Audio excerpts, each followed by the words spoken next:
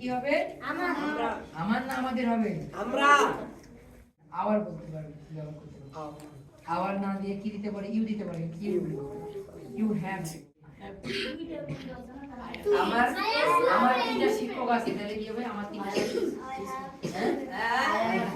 I have. আচ্ছা, তাহলে আমাদের মোটামুটি তো হচ্ছে নাকি? আজকে প্র্যাকটিস এগুলো করব না, আর আরো একটু দিব আপডেট হয়ে যাবে। ইউ লাগাই দিলে তোমার। তাহলে এখন আমি বলি, আমি যদি বলি আমার একটি কলম, কলম আচ্ছা এইভাবে বলি আমরা। আগে দেখেন কত সেদিন মানে দিয়ে মানে তারা।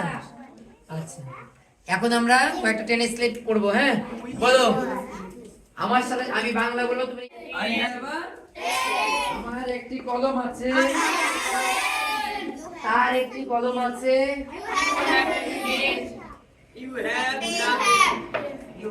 তার যদি বলি আমরা কি হবে? তখন এটার পর পরিবর্তে কি ব্যবহার করতে হবে? হ্যাঁ, বুঝতে পেরেছো? আর আয়ের পরে কিন্তু হ্যাভ ব্যবহার করে, একই অর্থ, কোনো পার্থক্য নেই। তার একটি কলম আছে, আমার একটি কলম আছে,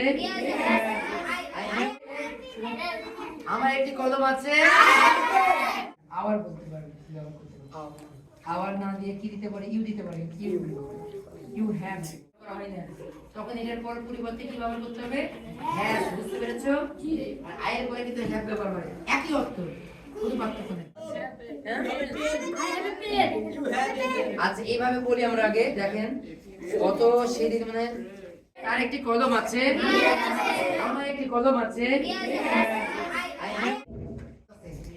শুধু আয়ের সাথে কিন্তু হ্যাভ যুক্ত হয়, আয়ের সাথে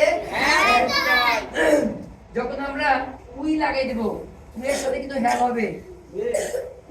উই, বুঝতে পারছো? উই হ্যাভ পেন মানে কি? উই মানে কি? তখন হয়ে যাবে আমার।